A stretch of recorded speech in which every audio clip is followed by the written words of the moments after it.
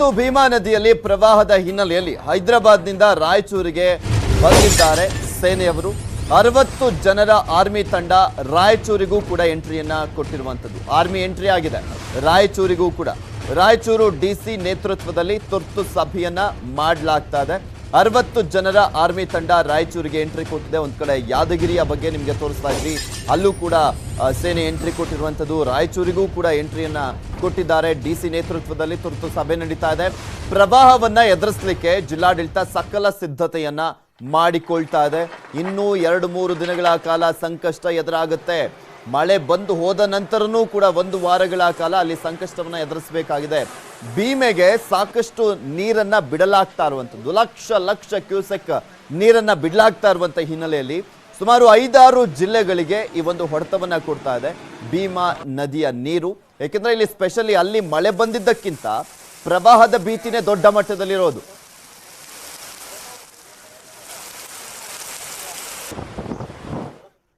ವಿಜಯಪುರ ಜಿಲ್ಲೆಯ ಇಂಡಿ ಸಿಂದಗಿ ತಾಲೂಕಿನಲ್ಲಿ ಪ್ರವಾಹದ ಪರಿಸ್ಥಿತಿ ಮತ್ತಷ್ಟು ಹೆಚ್ಚಿದೆ. ಸಿಂದಗಿ ತಾಲೂಕಿನ ಕುಮಸಗಿ ಗ್ರಾಮ ಸಂಪೂರ್ಣವಾಗಿ ಜಲಾವೃತವಾಗಿದೆ. ಮನೆಯಲ್ಲಿದ್ದಂತ ವಸ್ತುಗಳನ್ನ ಹೊರತರೋದಕ್ಕೂ ಕೂಡ ಜನ ಪರದಾಟವನ್ನು ಮಾಡ್ತಾ ಇದ್ದಾರೆ. ನೀರಲ್ಲಿ ಈಜಿ ಹೋಗಿ ಮನೆಯ ಸಾಮಗ್ರಿಗಳನ್ನ ಹೊರತರ್ತಿದ್ದಾರೆ.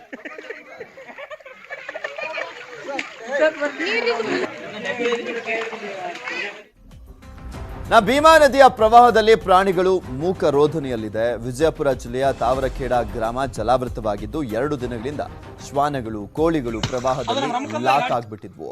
ಮೂಕ ಪ್ರಾಣಿಗಳ ರೋಧನೆ ಕಂಡಂತ ಗ್ರಾಮಸ್ಥರು ಜೀವದ ಹಂಗನ್ನ ತೊರೆದು ಅವರ ಜೀವದ ಜೊತೆಗೆ ಪ್ರಾಣಿಗಳನ್ನ ಕೂಡ ರಕ್ಷಣೆ ಮಾಡ್ತಾ ಇದ್ದಾರೆ.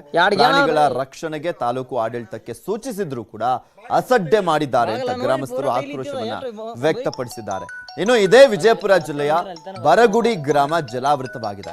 ಪ್ರವಾಹದ ಹೊಡೆತಕ್ಕೆ ಊರಿನ ಜನ ಕಂಗೆಟ್ಟಿದ್ದಾರೆ. ಟ್ಯೂಬ್ ಕಟ್ಟಿಕೊಂಡು ಈಜಾಡ್ಕೊಂಡು ಜನರು ಪ್ರಾಣವನ್ನು ಉಳಿಸಿಕೊಳ್ತಾ ಇದ್ದಾರೆ. ಅಲ್ಲದೆ ಪ್ರವಾಹದಲ್ಲಿ ಸಿಲುಕಿ ಸಾಕು ಪ್ರಾಣಿಗಳು ಪರದಾಡ್ತಾ ಇದ್ದಾವೆ.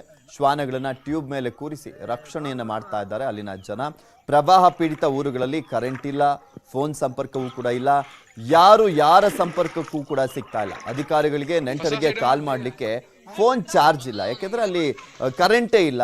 ಇನ್ನು ಚಾರ್ಜಿಗೆ ಹಾಕ್ಲಿಕ್ಕೆ ಮನೆಯಲ್ಲಿ ಆ ಒಂದು ಪ್ಲಗ್ ಕೂಡ ಆ ಎತ್ತರದವರೆಗೂ ಕೂಡ ನೀರು ನಿಂತಿರುವಂತದ್ದು. ಮಾಧ್ಯಮಗಳಿಗೆ ಸಮಸ್ಯೆಯನ್ನ ತಿಳಿಸ್ಲಿಕ್ಕೆ ಜನರಿಗೆ ಸಾಧ್ಯವಾಗ್ತಿಲ್ಲ. ಇದರಿಂದ ಪ್ರವಾಹ ಕಂಗೆಟ್ಟಿದ್ದಾರೆ.